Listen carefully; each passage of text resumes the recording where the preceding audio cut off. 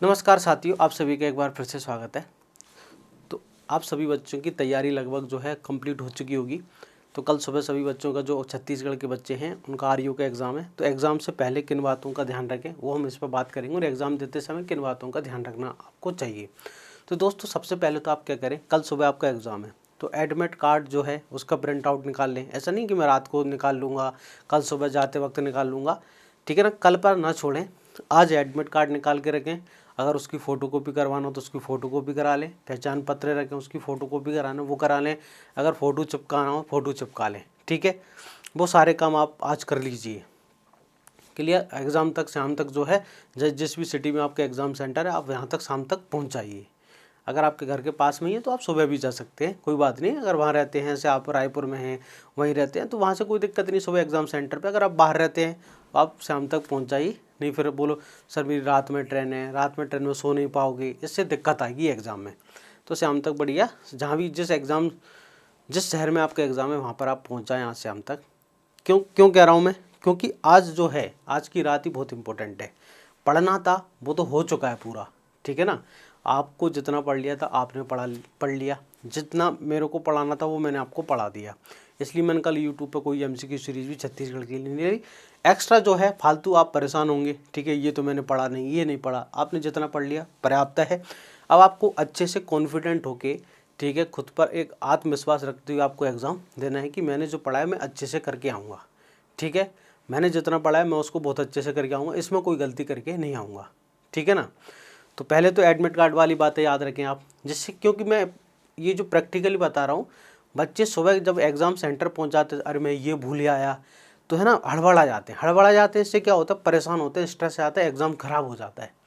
Exam के पहले 15 minute पहले है ना तो उनका क्योंकि एग्ज़ाम से बाहर भगा देंगे, ये कर देंगे वो कर, तो एग्ज़ाम पे है ना माइंड पे प्रेशर आ जाता है। तो ताकि आप निश्चिंत होकर बढ़िया है ना सेंटर पे जाएं, बढ़िया से अंदर एंट्री लें, बढ़िया से आराम से, ठीक है। दूसरी बात है, इस बात का ध्यान रखें आज रात को किसी प्रकार का कोई नशा नहीं करना है ना। जो पीते हैं तो बिल्कुल भी नहीं पीना है। आज रात को नहीं पी के पड़े रहें, सुबह एग्ज़ाम का ही भूल जाएं, ठीक है। दोस्त मिले यार चलो हो जाए, तो आज रात को किसी प्रकार का कोई है ना नशा ना करें, शराब ना पिए, ठीक है।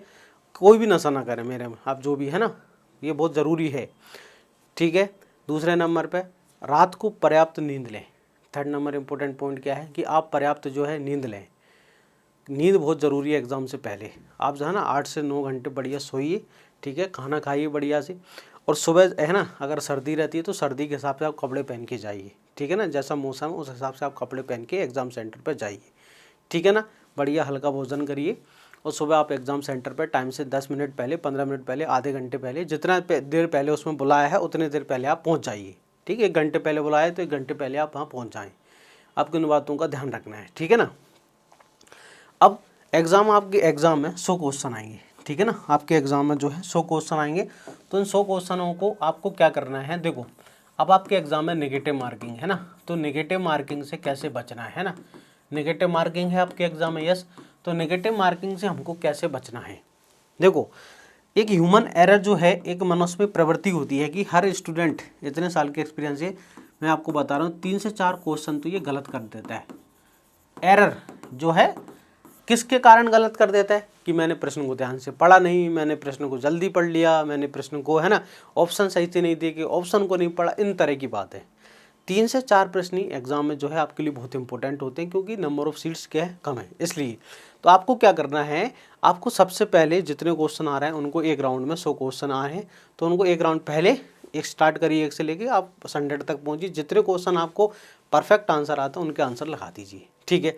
अब उन क्वेश्चनों को आपको क्या करना है, रिव्यू कर लेना, मतलब टिक कर लेना। ऑनलाइन अगर एग्ज़ाम आता है तो उस पर टिक करके कि अच्छा मेरे को उनको बाद में पढ़ना है।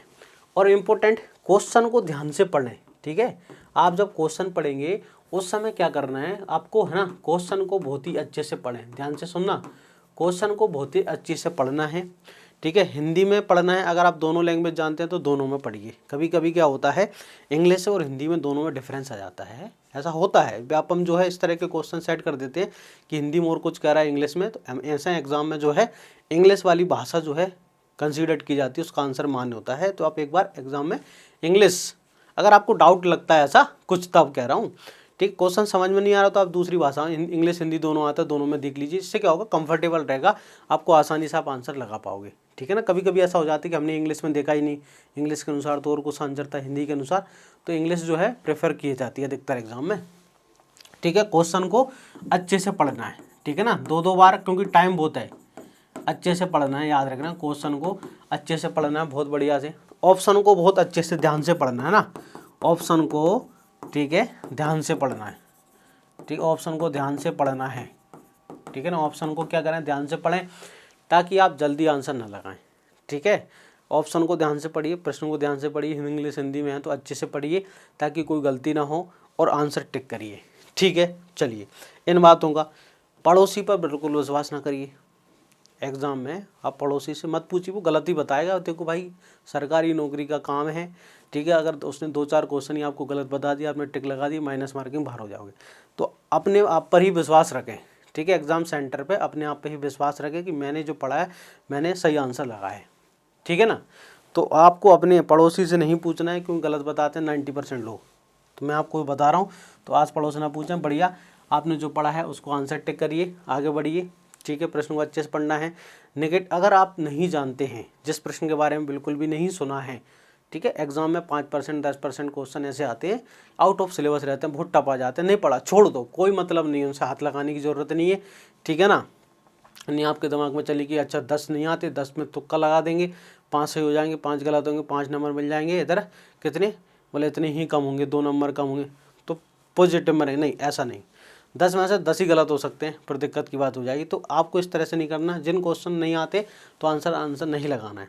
हाँ, अगर आपको 50-50 ऐसा परसेंट पता है, ठीक है ना, तो ऑप्शन एलिमिनेशन के थ्रू आप जा सकते हैं। जैसे कि हमने पढ़ा यार ये क्वेश्चन को हमने सही आंसर नहीं पता, लेकिन हमको ऑप्शन के बारे में पता है कि ये आंसर इसका है, ये आंसर इसका है, तो इसका फिर ये होगा। ठीक है ना, ऐसे कुछ क्वेश्चन आते हैं कि हम ऑप्शन एलिमिनेशन से भी सॉल्व कर सकते हैं। तो ऑप्शनों को भी अच्छे से पढ़िए, प्रश्न को ध्यान से पढ़िए।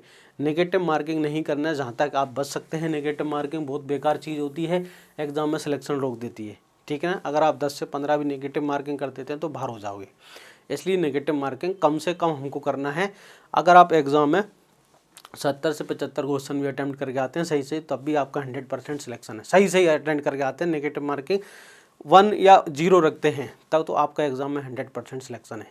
ठीक है, तो आप सभी बच्चों को मेरी ओर से, अभ्यास एग्री अकेडमी ओर से ऑल द बेस्ट। बहुत अच्छे से पेपर करके आइए, फिर हम मिलते हैं पेपर के बाद, एनालिसिस करेंगे। ठीक है, अगर आपको किसी प्रकार का कोई स्ट्रेस आता है तो मेरे से फ़ोन पे आप बात भी कर सकते हैं। सुबह से बहुत सारे बच्चों का फ़ोन भी आ गया, सर थोड़ा स्ट्रेस हो रहा था, तो देखो आप इस नंबर पे मेरे से बात भी कर लें अगर कुछ प्रॉब्लम है।